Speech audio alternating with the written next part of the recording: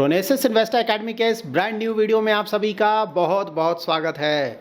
Indian stock markets का performance आज आपको बुरा नहीं लग रहा होगा ना। परफॉर्मेंस बहुत अच्छा है। Large cap, mid cap, small cap, micro cap, सभी जगह ज़्यादातर सेक्टर्स, थीम्स का ही परफॉर्मेंस बहुत अच्छा है। आपका पोर्टफोलियो अगर स्टॉक्स में इन्वेस्टमेंट करते हैं तो आज ही आपको दिख रहा होगा ना, बहुत अच्छा परफॉर्मेंस। मेरा पोर्टफोलियो भी अबाउट 4 to 5% आज ऊपर है।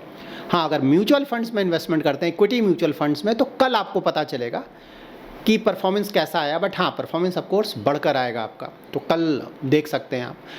सुना, परफॉर्मेंस तो अच्छा है। परफॉर्मेंस इसलिए कहीं ज़्यादा अच्छा बोलेंगे क्योंकि बाहर के मार्केट्स का अगर आप परफॉर्मेंस देखेंगे ना तो कोई खास परफॉर्मेंस है नहीं। यूएस का मार्केट ऑफ कोर्स आगे मैं दिखाऊंगा कि एग्जैक्टली क्या हुआ था, लेकिन कोई खास परफॉर्मेंस नहीं, या तो बहुत गिरा हुआ है या फिर फ्लैट है या फिर थोड़ा बहुत ऊपर है, तो रिलेटिवली हमारा अच्छा है। लेकिन हाँ, अगर कल का मार्केट अगर आप देखेंगे ना, क्योंकि कल तो हमारा मार्केट बंद था, लेकिन जो फॉरेन मार्केट्स कल का परफॉर्मेंस देखेंगे तब आपको लगा रहे हम मिस कर गए ना। मतलब यूएस का मार्केट कल मैंने आपको दिखाया था ना, 9%, 10%, 12%। हाँ, यूरोपियन मार्केट्स बहुत रिटर्न, एशियन मार्केट्स बहुत रिटर्न ना। तो अगर कल हमारा मार्केट खुला होता तो 4 to 5%, यू नेवर नो, मतलब एग्जैक्टली तो कोई नहीं जानता क्या होता, लेकिन हाँ, जिस तरह का मोमेंटम था, यू नेवर नो, 4 to 5% तक ऊपर जा सकता था कल। बट एनी हाउ, आज तो मतलब वर्ल्ड वाइड देखेंगे तो माहौल कोई खास अच्छा है नहीं। उस पर भी एटलीस्ट 2% के आसपास का रिटर्न बुरा नहीं है। ठीक है, सो इस वीडियो में देखिए, जानने की कोशिश करेंगे कि भाई मार्केट्स में चल क्या रहा है ना। मतलब सब कुछ डाउन है तो आज मार्केट क्यों ऊपर चला गया, कोई खास रीज़न है क्या। उसके बाद आने वाले समय में हम क्या एक्सपेक्ट कर सकते हैं। ठीक है, देखिए, मीडियम टू लॉन्ग टर्म तो हमेशा पॉजिटिव रहना है। हम इंडिया में रह रहे हैं, इंडिया में इन्वेस्टमेंट करें, वहाँ पे कोई कंसर्न नहीं है। ठीक है, तो वो तो मैं हमेशा बोलता हूँ, मैं medium to long term investor है, तो ये छोटे मोटे ना जो हिकअप्स हैं उससे परेशान नहीं होना चाहिए, बने रहना चाहिए। बट हाँ, शॉर्ट टर्म में क्या हो सकता है उसके बारे में जानने की कोशिश करेंगे। ठीक है, तो यहाँ पे देखिए, दो बहुत इंपॉर्टेंट पैरामीटर्स के बारे में आपको बताऊंगा जो कि हमेशा हम डिस्कस करते हैं, लेकिन उसमें बहुत ज़्यादा चेंजेस आ रहे हैं। और चेंजेस इतना ज़्यादा आ रहा है कि वो डरावना है। मतलब ट्रम्प भी डर गए हैं शायद वो जो चेंज हुआ था उसको देखकर, इसीलिए 24 घंटे के अंदर ही उन्होंने जो एक टैरिफ लगाया था ना, रेसिप्रोकल टैरिफ, उसे वापस कर लिया है। तो ऑफ कोर्स उसके बारे में आगे हम डिस्कस करेंगे। इन्फॉर्मेटिव वीडियो है, पूरा देखें, पसंद आए तो लाइक और शेयर करें। अगर आप भी अपना इन्वेस्टमेंट नॉलेज बढ़ाना चाहते हैं ताकि आप खुद से खुद का पोर्टफोलियो मैनेज कर सकें, तो हमारा यूट्यूब चैनल ज़रूर सब्सक्राइब करें। मार्केट अपडेट से स्टार्ट करते हैं, इससे आप पूरा देखें, अच्छी तरह से समझें, क्योंकि जो दो फैक्टर्स की बात मैं बोल रहा हूँ ना, मार्केट अपडेट में ही आपको उसके बारे में पता चल जाएगा। बहुत ज़्यादा चेंजेस वहाँ आ रहे हैं। यहाँ पे आप इंडियन मार्केट्स का परफॉर्मेंस चेक कर सकते हैं, तो परफॉर्मेंस तो बहुत अच्छा है ना। Large cap, mid cap, small cap, micro cap, सभी जगह परफॉर्मेंस बहुत अच्छा है। आईटी का परफॉर्मेंस भी आपको आज थोड़ा ठीक लगेगा, लेकिन हाँ, अगर कल मार्केट खुला होता तो कल आईटी में बहुत ज़्यादा रिटर्न आता। बट एनी हाउ, कल बंद था। तो देखिए, यूएस मार्केट्स तो बहुत ज़्यादा गिरा ना, मतलब कंप्लीट ब्लड बाथ। लेकिन ये तो होना था ना, मतलब इससे पहले दिन इतना ज़्यादा, मतलब 10-12% का रिटर्न एक दिन में। शायद वर्ल्ड वार 2 के बाद तीसरा बार ऐसा हुआ था, इस तरह का रिटर्न आया। वर्ल्ड वार 2 के बाद तीसरा बार, मतलब आप समझ सकते हैं किस तरह का सिंगल डे रिटर्न। तो थोड़ा प्रॉफिट बुकिंग तो आना ही था, और ऐसा तो नहीं कि हालात सब सुधर गए हैं, तो इसके बारे में भी आगे हम डिस्कस करेंगे। तो इसीलिए अच्छा खासा गिरावट आया। उसके बाद एशियन मार्केट्स देखें तो यहाँ मतलब जापान तो हमेशा ही प्रॉब्लम में रह रहा है, ये भी कल बहुत तेज़ी से ऊपर गया था तो गिरा है अच्छा खासा। ऑस्ट्रेलिया का मार्केट भी थोड़ा गिरा है, लेकिन हाँ, सरप्राइजिंगली हांगकांग का मार्केट का परफॉर्मेंस ठीक है, और चाइना भी ठीक कर रहा है। ठीक है, उसके बाद गोल्ड सिल्वर देख लेते हैं। गोल्ड तो ऑल टाइम हाई, रुकने का नाम नहीं ले रहा है। मतलब जो भी आप टारगेट दे दो, गोल्ड उसको ब्रेक कर दे रहा है। उसके रीजंस हैं, ऑफ कोर्स वर्ल्ड में प्रॉब्लम आ रहा है। सिल्वर का ही परफॉर्मेंस ठीक है, ऑल्दो ऑल टाइम हाई से तो अभी नीचे है, लेकिन हाँ, करंट परफॉर्मेंस देखें तो यहाँ भी अच्छा खासा तेज़ी आया है।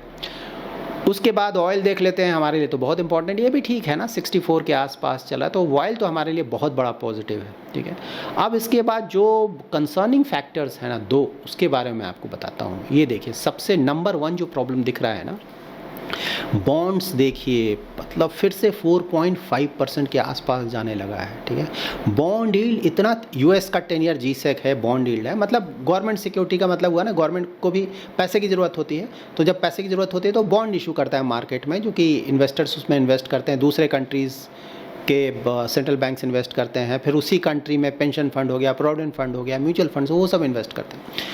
तो ये बहुत तेज़ी से मतलब 5% से बहुत ऊपर था, उसके बाद गिरा 4% से भी नीचे आ गया था कुछ दिन पहले, और फिर से ये 4.5% के आसपास।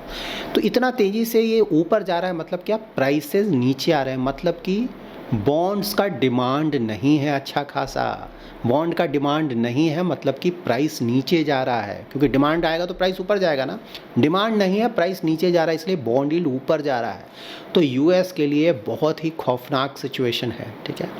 ट्रंप क्या चाहते हैं, या फिर वहाँ का सेंट्रल बैंक क्या चाहता है, या फिर उसके ट्रेजरी सेक्रेटरी क्या चाहते हैं, वो चाहते हैं कि बॉन्ड यील्ड नीचे आए, ठीक है, जितना ज़्यादा नीचे आए, क्योंकि उनका डेट बहुत ज़्यादा है ना, इंटरेस्ट पे करना है, फ्यूचर में और ज़्यादा डेट लेना है। तो अगर इंटरेस्ट रेट ज़्यादा होगा तो उन पे बर्डन बढ़ता जाएगा ना यूएस पे। वो चाहते हैं कि कम हो, लेकिन ये कम होने का नाम नहीं ले रहा है, और यही एक बहुत बड़ा रीज़न है। मैं तो पिछले कुछ वीडियो से आपको बता भी रहा हूँ ना, और मैंने पहले बताया था कि ये बहुत खौफनाक सिचुएशन है, और उसके बाद फॉर्चुनेटली सबके लिए ट्रंप ने वापस भी ले लिया। उसका एक बड़ा रीज़न ये है, मतलब 4.5% चला गया था, उसके बाद फिर थोड़ा नीचे आया था, ठीक है। और मतलब देखिए इतना ज़्यादा है, सस्टेनेबल नहीं है, और ये यू नेवर नो जिस तरह का ट्रेजेक्ट्री है कहीं, मतलब पहले तो मैं बोल रहा था ना, सभी लोग चाह रहे हैं यूएस में कि भाई इसको 4% से नीचे लाया जाए, आया भी, उसके बाद 3.5% उससे नीचे, तब सबके लिए अच्छा होगा, खासकर यूएस में। लेकिन अब तो ये बिल्कुल डेंजरस जोन में जा रहा है, 5% कहीं ना चला जाए। और डर का माहौल इसलिए है ना कि देखिए वर्ल्ड वाइड अगर आप देखें तो अब यूएस ने, मतलब ट्रंप ने जैसा किया है, उसके बाद धीरे धीरे यूएस का जो इंटरेस्ट है लोगों का ना, मतलब एक सेफ्टी मानते हैं ना यूएस को कि भाई सेफ है, पूरा इन्वेस्टमेंट कर दो, कोई दिक्कत नहीं। वर्ल्ड में कहीं भी प्रॉब्लम आ जाए, यूएस में भी प्रॉब्लम आ जाए, फिर भी यूएस में इन्वेस्ट करो, क्योंकि रिलेटिवली वो सबसे ज़्यादा सेफ है। लेकिन अब धीरे धीरे वो कॉन्फिडेंस खत्म हो रहा है, ट्रंप जिस तरह का काम कर रहे हैं उससे कॉन्फिडेंस खत्म हो रहा है। चाइना बहुत बड़ा ना इन्वेस्टमेंट है, ऑफकोर्स वो धीरे धीरे पहले से बहुत निकाल चुका है। चाइना पहले सबसे ज़्यादा हुआ करता था ना, जापान से भी ज़्यादा, अब वो काफ़ी निकाल चुका है, लेकिन अभी भी अच्छा खासा इन्वेस्टमेंट है। वो चाहेगा भाई, क्योंकि यू नेवर नो ना, अगर यूएस के साथ प्रॉब्लम होगा, यूएस बोलेगा ठीक है मैंने पूरा रख लिया, पैसा नहीं दूंगा, क्या कर लोगे तो फंस जाएगा चाइना ना। रसिया के साथ यही हुआ है, तो ऑफकोर्स वो चाहेगा निकाल लो भाई जितना ज़्यादा हो। आने वाले समय में, इमीडिएटली नहीं मैं बोल रहा हूँ, इमीडिएटली निकालेगा तो चाइना ही प्रॉब्लम में आ जाएगा ना, क्योंकि बॉन्ड के प्राइसेस और कम हो जाएंगे, उसका वैल्यू कम हो जाएगा, ठीक है। लेकिन हाँ, धीरे धीरे वो कोशिश कर। उससे दूसरे कंट्री, यूरोपियन कंट्रीज़ का भी कॉन्फिडेंस हिल गया है ना। इंडिया भी अब थोड़ा वो सोचेगा कि भाई क्या करें, यू नेवर नो, ट्रंप है ना, मतलब फ्यूचर में यू नेवर नो किस तरह का वो रिएक्ट करेंगे। तो कॉन्फिडेंस हिल जाता है तो बहुत दिक्कत है। इसीलिए आप देख रहे हैं बॉन्ड यील्ड, लेट्स होप कि थोड़ा नीचे आए, नहीं तो ये बहुत बड़ा प्रॉब्लम है, ठीक है। ये नंबर 1 प्रॉब्लम। ये प्रॉब्लम और भी ज़्यादा तब बढ़ जाता है ना जब यूएस का जो इन्फ्लेशन फिगर है वो अच्छा खासा है, मतलब कम होकर आया है। सीपीआई का फिगर है 2.4%, उनका टारगेट है 2%, तो ऑलमोस्ट 2% आ चुका है। लेकिन बॉन्ड यील्ड पे फ़र्क ही नहीं, उस समय जब ये आया था थोड़ा सा नीचे गिरा था, लेकिन फिर से बहुत ऊपर है ये, ठीक है। तो ये बहुत बड़ा डेंजर जोन है, हमें इस पे ध्यान रखना चाहिए। इससे भी स्टॉक मार्केट्स पे बहुत नेगेटिव असर पड़ेगा, यूएस के मार्केट्स पे। बट हाँ, यूएस अगर बहुत ज़्यादा गिरेगा तो वर्ल्ड ओवर मार्केट्स भी एटलीस्ट शॉर्ट टर्म में रिएक्ट करेंगे। मैं शॉर्ट टर्म की बात बोल रहा हूँ, मीडियम टू लॉन्ग टर्म नहीं, ठीक है। उसके बाद एक और बहुत इंपॉर्टेंट पैरामीटर जो कि हमेशा हम डिस्कस करते हैं, ये देखिए यूएस डॉलर इंडेक्स 100 से भी नीचे चला आया है, ठीक है। यूएस डॉलर का डिमांड नहीं है नेचुरली ना, आप देख रहे हैं जब 10 ईयर का डिमांड नहीं है तो डॉलर का डिमांड घट रहा है। तो ये जब डॉलर इतना कम हुआ तो यूएस के लिए पॉजिटिव है, ठीक है ना, एक तरह से पॉजिटिव है, क्योंकि उसका जो एक्सपोर्ट है वो कॉम्पिटिटिव होगा, ठीक है। तो उस सेंस में देखा जाए तो ये पॉजिटिव है। लेकिन दूसरे सेंस में अगर आप देखा जाए कि भाई डॉलर का डोमिनेंस है वो बहुत तेज़ी से कम हो रहा है, ठीक है ना। हर एक चीज़ का प्लस माइनस होता है ना, दोनों तरीके से आपको देखना होगा, ठीक है। तो यूएस, लेट्स सी यूएस क्या करता है, ट्रंप क्या करते हैं, उसका सेंट्रल बैंक क्या करता है। लेकिन हाँ, जिस तरह का 10 ईयर का परफॉर्मेंस है तो वो तो बहुत बड़ा कंसर्न है। तो नाउ जान लेते हैं कि वर्ल्ड वाइड मार्केट्स का कोई खास परफॉर्मेंस नहीं है, तो हमारा मार्केट का परफॉर्मेंस क्यों रिलेटिवली बेटर है। तो देखिए, सबसे बड़ा रीज़न तो है रिलीफ रैली ना। कल ज़्यादातर मार्केट्स का परफॉर्मेंस बहुत अच्छा था, हम बंद थे, तो थोड़ा बहुत तो ड्यू था ना, तो इसीलिए कोई बहुत ज़्यादा तेज़ी से तो ऊपर गया नहीं है, क्योंकि ज़्यादातर मार्केट्स डाउन है। लेकिन हाँ, थोड़ा बहुत रिटर्न आज आया है, जो कि बुरा नहीं है, ठीक है। इसको इस तरह से देखें, कोई खास बड़ी बात नहीं है। एंड ऑफ कोर्स कल का रीज़न ऑफ कोर्स ये है कि ट्रंप ने जो टैरिफ था, रेसिप्रोकल टैरिफ था, उसे 90 डेज से बढ़ा दिया है, इसके कारण मार्केट में पॉजिटिविटी आया। तो उसी का थोड़ा सा positive effect Indian stock markets पे भी आज देखने को मिल रहा है। लेकिन हाँ, वो 10% का टैरिफ जो लगाया है उन्होंने, वो तो लगा हुआ है, वो लगा रहेगा, फिलहाल उसमें कोई चेंजेस नहीं किया गया है। बट हाँ, जो 10% प्लस का कुछ कंट्रीज़ पे उन्होंने टैरिफ लगाया था ना, वो टैरिफ कम कर दिया गया है। लेकिन हाँ, एक और बड़ा निगेटिव न्यूज़ क्या है कि चाइना पे कल हमने डिस्कस किया था ना 125% टैरिफ, लेकिन फिर से यूएस ने क्लैरिफाई किया है कि ये 125% नहीं है, ये 145% का टैरिफ है। और इसलिए भी कल यूएस मार्केट्स में थोड़ा प्रेशर देखने को मिला था, ठीक है। उसके कारण ऑफकोर्स थोड़ा इश्यू होगा ना। देखिए, ये दोनों बड़े प्लेयर्स हैं, कल भी मैंने आप लोगों को डिटेल में समझाया था। अगर ये दोनों आपस में इस तरह से लड़ेंगे तो ऑफकोर्स दोनों को ही प्रॉब्लम होगा, वर्ल्ड में जो दूसरे कंट्रीज़ हैं उनको ही प्रॉब्लम होगा। लेकिन शायद इंडिया को यहाँ से थोड़ा बेनिफिट मिल सकता है, क्योंकि चाइना ना इलेक्ट्रॉनिक्स ये सब में नंबर 1 है। तो वहाँ से बिल्कुल 145% का टैरिफ, तो चाइना का तो सामान बिकेगा ही नहीं ना, यूएस में कैसे बिकेगा, ठीक है। तो वहाँ से और भी ज़्यादा भागेंगे। लाइक एप्पल तो इंडिया में बहुत अच्छा खासा प्रोडक्शन स्टार्ट कर चुका, और भी ज़्यादा बढ़ाएगा। और भी इलेक्ट्रॉनिक रिलेटेड जो कंपनीज़ हैं चाइना से भागेंगे, इंडिया में आएंगे, तो उसलिए बहुत पॉजिटिव है। फिर केमिकल्स, आप लोग में से कुछ लोगों का हमेशा क्वेरी आता था केमिकल। अब केमिकल सेक्टर यहाँ से थोड़ा पॉजिटिव दिख रहा है, ठीक है, क्योंकि चाइना में प्रॉब्लम ये बना रहेगा अभी। लेकिन यहाँ बिल्कुल आप ध्यान में रखें कि केमिकल बहुत ज़्यादा सिक्लिकल होता है और रिस्की होता है। तो अगर आप बहुत ज़्यादा रिस्क ले सकते हैं तभी केमिकल सेक्टर में जाए, नहीं तो नहीं जाए। लेकिन हाँ, अभी अगर आप पूछें तो लगता है कि वहाँ थोड़ा पॉजिटिविटी देखने को मिलेगा। उसके बाद सेमीकंडक्टर्स, अगेन चाइना से अगर थोड़ा मूव आउट होगा तो उससे हमें फ़ायदा होगा। देखिए, यहाँ पे हो क्या रहा है ना कि चाइना ज़्यादातर चीज़ों में बहुत तेज़ी से आगे बढ़ रहा है, ठीक है, और यूएस को ये पसंद आ नहीं रहा है। यूएस नंबर 1 रहा है ना, वर्ल्ड वार 2 से तो डोमिनेंस रहा है यूएस का। और जो भी यूएस के सामने आया, यूएस ने उसे ख़त्म कर दिया ऑलमोस्ट। यूएसएसआर ख़त्म ही हो गया। जापान उठ रहा था, उसको भी बिल्कुल डाउन एंड आउट कर दिया। अब चाइना उठा है, और चाइना मतलब एआई में देखिए बहुत तेज़ी से आगे जा रहा है। डिफेंस में चाइना बहुत तेज़ी से आगे जा रहा है। इलेक्ट्रिक कार्स में बहुत तेज़ी से जा रहा है। न्यूक्लियर फ्यूज़न रिएक्शन के मामले में बहुत तेज़ी से आगे जा रहा है। मतलब सभी जगह एक्सपेरिमेंट चल रहा है ना कि अगर न्यूक्लियर फ्यूज़न रिएक्शन से एनर्जी हम जनरेट कर सकें, इलेक्ट्रिसिटी जनरेट कर सकें, तो इलेक्ट्रिसिटी तो कभी ख़त्म ही नहीं होगा ना। सन में तो ऐसा ही इलेक्ट्रिसिटी जनरेट होता है। तो जो एक्सपेरिमेंट चल रहा है उसमें फ़िलहाल चाइना सबसे आगे है। तो देखिए, ऐसा बोल देना ना, पहले बोलते थे हम लोग ना कि अरे चाइना तो बिल्कुल सामान बेकार है, वो अब नहीं है। देखिए, धीरे धीरे सब कुछ ऐसे ही बढ़ता है। एक समय था कि जापान का भी सामान ऐसे ही बोला जाता है, बेकार है। बाद में देखिए टेक्नोलॉजी वाइज कितना आगे जापान निकल गया। उसी तरह चाइना में भी वही हो रहा है। बहुत घटिया है, घटिया बोलते बोलते अब टेक्नोलॉजी में बहुत तेज़ी से आगे बढ़ रहा है। और आने वाले समय में मतलब अगर इसी तरह से बढ़ता रहा, प्रॉब्लम नहीं आए, तो यूएस से भी कहीं आगे ना निकल जाए। You never know, may be after 10-20 years. तो देखिए, यूएस को यही प्रॉब्लम है कि ये बहुत तेज़ी से आगे जा रहा है। जीडीपी ग्रोथ रेट भी हमसे ज़्यादा है कि हमसे आगे ना बढ़ जाए, ठीक है। तो हाँ, अगर इस तरह से बढ़ता रहा तो आने वाले कुछ सालों में देखने को मिलेगा कि यूएस से चाइना आगे निकल जाएगा। और इंडिया के लिए भी चिंता की बात नहीं है, इंडिया भी आगे निकलेगा, ठीक है। मोस्टली मे बी 20 ईयर्स का होराइजन हम लेकर चलें, 15-20 ईयर्स का। सबसे पहले तो ऑफकोर्स हम यूएस को बीट करेंगे, उसके बाद आने वाले कुछ और डिकेड्स में हम चाइना से भी आगे निकलेंगे। तो हमारा भी सब कुछ पॉजिटिव है अगर हम भी अपना मोमेंटम बनाए रखते हैं। यू नेवर नो, फ्यूचर है। लेकिन हाँ, जैसा भी चल रहा है उसको अगर मोमेंटम बनाए रखेंगे तो हम भी एक अच्छे पोजीशन में आएंगे, ठीक है। उसके बाद चाइना से एक और रिस्क है, रेयर अर्थ एलिमेंट्स। मैंने आप लोगों को बताया था, ज़्यादातर कंट्रोल चाइना ने कर रखा है। उससे भी पूरा वर्ल्ड में अनईजीनेस है कि भाई कंट्रोल चाइना में अगर उसने सप्लाई बंद करा दिया, कुछ प्रॉब्लम किया, तो फिर बहुत सारे सेक्टर्स में बहुत ज़्यादा प्रॉब्लम आ जाएगा, ठीक है। इसलिए यूएस आप देखते हैं ना कि रसिया से बहुत ज़्यादा क्लोजनेस बढ़ा रहा है, मतलब ट्रम्प बढ़ा रहे हैं ताकि चाइना और रसिया को अलग किया जा सके। मिलकर रहेंगे तो प्रॉब्लम क्रिएट करेगा। उसी तरह से ईरान का पूरा सपोर्ट होता है, चाइना और रसिया का, ये सब मिले हुए हैं।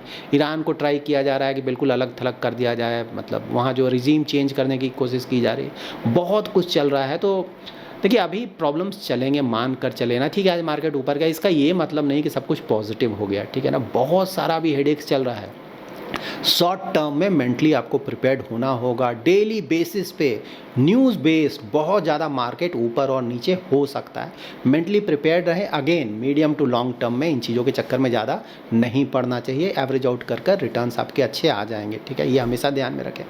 और यहाँ पे ये भी ध्यान में रखना है कि साल के शुरू से ही बोल रहे हैं कि भाई ज़्यादा रिटर्न एक्सपेक्ट ना करें इस साल। कोविड के बाद से बहुत रिटर्न आया है, रिटर्न एवरेज आउट करता है, ठीक है। तो इस साल को आप मान कर चलें कि एवरेज आउट करेगा, कोई खास रिटर्न एक्सपेक्ट ही नहीं करें। करें। लार्ज कैप तो मैं बोल तो रहा हूँ कि जो गिर गया अगर रिकवर भी कर जाए तो बहुत बड़ी बात है। मिड कैप स्मॉल कैप में तो एक्सपेक्टेशन ही नहीं रखना चाहिए क्योंकि वहाँ बहुत ज़्यादा रिटर्न आया है, ठीक है। तो इस तरह से चलें कि भाई पूरा साल ही डल रहेगा। लेकिन हाँ, अगर किसी को पोर्टफोलियो बनाना है और गिरता है, पोर्टफोलियो बनाने के लिए तो अच्छा समय है ना। लॉन्ग टर्म का पोर्टफोलियो, ऑफकोर्स शॉर्ट टर्म का तो हम बात नहीं करते हैं। किसी को अगर 10-20 ईयर्स का पोर्टफोलियो बनाना है तो बहुत अच्छा समय, धीरे धीरे, जल्दबाजी कभी ना सो करें। ऐसा नहीं कि मार्केट ऊपर चला अब गिरेगा नहीं, ठीक है, ऐसा दिमाग में बिल्कुल ना रखें। धीरे धीरे इन्वेस्टमेंट करें, हड़बड़ी में एक साथ बहुत बड़ा पैसा इन्वेस्ट नहीं करें, ठीक है। और इंडिया के लिए तो देखिए क्रूड ऑयल देख ही रहे हैं आप, मतलब 60, 63, 64 इस रेंज में आ रहा है, बहुत बड़ा इन्फ्लेशन, ये जो प्रॉब्लम चल रहा है ना, ट्रेड वॉर ये सब चल रहा है, इन्फ्लेशन आप मान कर चलें कि यहाँ से थोड़ा और, मतलब आरबीआई ने भी बोला है ना 20 बेसिस पॉइंट और इन्फ्लेशन कम हो जाएगा।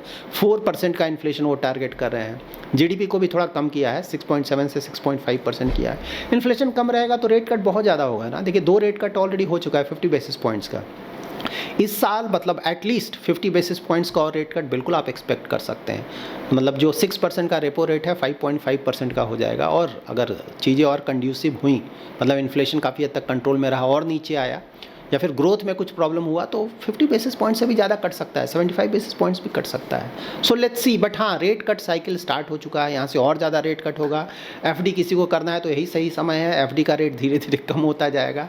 और जो लॉन्ग ड्यूरेशन वाले बॉन्ड्स हैं ना, वहाँ पे आप बिल्कुल अब और भी अच्छे रिटर्न्स एक्सपेक्ट कर सकते हैं। फिलहाल इंडिया से रिलेटेड ये 4 चीज़ों को आपको ध्यान में रखना है। देखिए, एक तो जियो पॉलिटिक्स हो गया, यूएस चाइना, ये सब जो प्रॉब्लम है नियर फ्यूचर में बना रहेगा, उसके कारण हेडेक बना रहेगा, मेंटली प्रिपेयर्ड रहें। उसके बाद सेकंड है अर्निंग्स, कंपनीज़ का जो प्रॉफिट ग्रोथ है Q4 का कैसा आएगा। उम्मीद यही है कि कोई बहुत ज़्यादा अच्छा नहीं आने जा रहा है, मोस्टली एवरेज होगा। एवरेज होगा तो मार्केट झेल लेगा, एवरेज से अगर नीचे जाएगा तो उसके कारण भी मार्केट में गिरावट आ सकता है। Indian economy GDP growth rate about 6.5% के आसपास अगर मैनेज कर ले तो मार्केट डाइजेस्ट करेगा, क्योंकि मार्केट वही सोच कर चल रहा है। उससे ज़्यादा अगर गिरावट आता है, नीचे जाता है, तो उसके कारण भी मार्केट में प्रॉब्लम आ सकता है। उसके बाद valuation, large cap Fairlie valued के आसपास है, मिड कैप स्मॉल कैप अभी भी ओवर वैल्यूड है, ठीक है। तो ऐसा मान लेना कि मार्केट ऑलरेडी गिर चुका है, यहाँ से नहीं गिरेगा, ये बिल्कुल भी सही नहीं है, यहाँ से और भी ज़्यादा गिरावट आ सकता है। शॉर्ट टर्म के लिए इक्विटी में बिल्कुल भी इन्वेस्टमेंट नहीं करें, डेडली होगा। मीडियम टू लॉन्ग टर्म का इन्वेस्टमेंट होराइजन है तभी जाएं, वहाँ पे मोस्टली आपको दिक्कत नहीं होना चाहिए, क्योंकि एवरेज आउट होकर रिटर्न्स अच्छे आ जाते हैं। So that's it in this video. अगर आपको ये वीडियो पसंद आया है तो जरूर लाइक एंड शेयर करें। पहली बार हमारे यूट्यूब चैनल पे आए हैं तो चैनल को जरूर सब्सक्राइब करें। Thanks lot for watching.